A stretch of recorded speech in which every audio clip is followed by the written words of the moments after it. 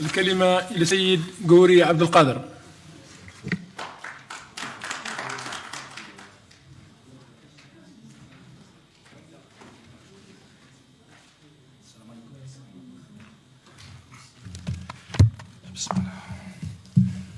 بسم الله الرحمن الرحيم. سيد الرئيس، سيد الوزير، سيدة الوزيرة، أعضاء اللجنة، زملاء النواب، السلام عليكم ورحمة الله تعالى وبركاته. سيد الوزير، هذا القطاع يعاني معاناة كبيرة بكل صراحة، ولا نزكي مع الله أحد. المنح اللي راهي متوفرة وراح نقراها معليك سميتهم المحن، ما عادش منح، محنة. رانا في محن، ما عادش في منح.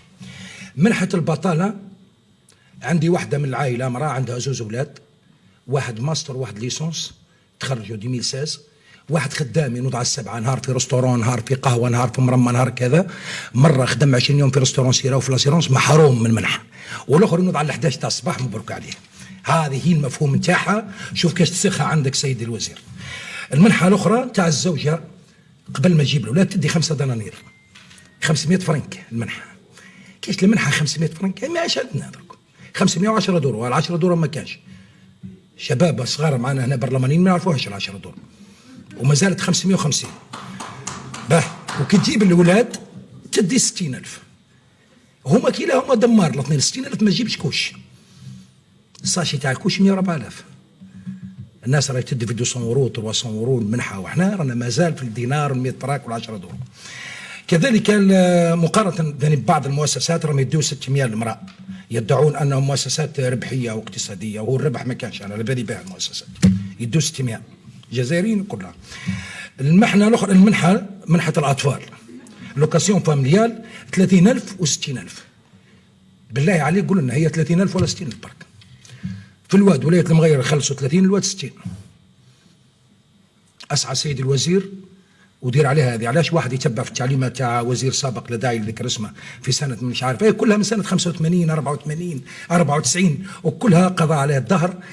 من الضروري تحيين هذه المراسيم وهذه القوانين، تحيين نتاعها. والله من العيب كي نلقوا احنا بلي رانا نمشوا بقوانين كامله تاع الضمان الاجتماعي والمراسيم 83 87 91. يا ودي في القرن الاخر لا انترنت ولا عولمه ولا تتبدل الظروف، كل 10 سنوات تتغير وتحين. المفروض ما بالك احنا رانا في 40 عام. تعويض تاع العلاج، الطبيب 5000 جينيراليست وسبيسياليست 10,000. بالله عليكم كاين طبيب يعقب ب 10,000 ولا 5,000؟ 200,000 اليوم ولا 150,000؟ اعطوا الناس حقهم، الله يبارك فيكم. راهم يشوفوا اتقوا الله في الزواوله تاعكم. الموظف ولا ما عاد عارف، عنده معركه مع الشهريه تاعو، كي تدخل الشهر اسبوع ما يرقدش في الليل، يحكم القلم وسيله، خلص الدين منه وترسيتي، لا حبس انيلي. المراه مريضه خلينا نعقبوا لها الشهر الجاي، حتى مرته وولده عاد ياجلوا، حتى مريض يقولوا ما نقدرش نفوت لك فيزيتا. عاونوا الناس هذا. من الله يبارك فيك سيدي الوزير، وخلي لك تبقى البصمه هذه تبقى لك في التاريخ سيدي الوزير. كذلك بالنسبه لتوقيف تقاعد على جماعه اللي وقفوا لهم التقاعد تاعهم في 2017، جون في 2017 جو كروا اداو التقاعد ما عندهم حتى ذنب. المؤسسات تاعك قبلت عليهم الملف تاعهم، يصبحوا في 2022 يعيطوا لهم يقولوا عوض ال5 سنوات باش يجيب لك 250 منين هو وياكل فيه الارتريت. والصندوق تاعك من بعد يقولوا رجع 250 مليون وما نزيدوش، وحبسوا عليهم الشهريه تاعهم. راهم طلابين اليوم، فهمت كارير تاعو معلم ولا موظف، راه اليوم طلاب، مره مع نسيبه مره مع خالو، كاش متعاوننا كاش متعاوننا. تدخلوا في اقرب وقت سيدي الوزير.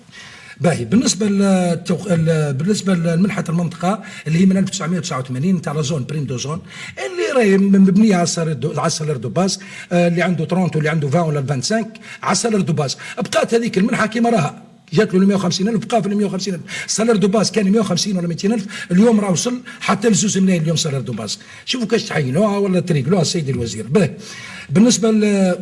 بالنسبه عندنا الصندوق في قمار، الفرع هذا تاع كاسنوس ولا في قمار، راح ليه مريض اعطى له 80%، هو مريض 100%، نورمالمون يعطي له 140%. كي راح للمركب الرياضي تاع سيدي فرج، وش يقول لنا تاع سيدي فرج، واحد موظف تم بارك الله فيه، احنا قال لازم 140 كاش تخلصوا. كي كلمنا المدير قال لك عندنا كونفونسيون احنا مع المركب السياحي هذا 80%، ما نقدروش نزيدوا اكثر من 80. وصلت الموظف تم في المركب، هز التليفون قال لي يعطيني رقم المدير، كلمه دار له عرعور، قال له تخلص من جيبك انت، شكون قال لك على الاتفاقيه هذه وعلاش تكذب وتجيب من راسك؟ فاكسالهم تم 140%. اذا راهي في الجنوب كارثه، وقال الموظف اغلبيه الصناديق في الجنوب يمدوا في 80%، عليه يمدوا 80 باش يبقى لهم الربح فانداني، يحافظوا على الصندوق باش يدوا الارباح هذه تاع الطمع كلها، ويخلوا مريض قليل يعاني باش يخلص. كذلك نقول السيد الوزير جل هذه التشريعات الخاصه بالتضامن المنح الضمان هذا لازمها تحيين.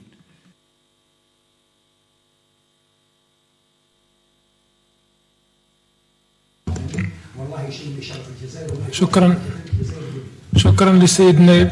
خلونا من الشعارات لان نشوف فيها الوزراء مع كل احتراماتي لك في الجزائر كل واحد يجي يخدم الوزير ويستنى غير الحركه يقول لك رايح خليها. شكرا للسيد النائب المحترم. شكرا بارك الله فيك سيد النائب. الكلمة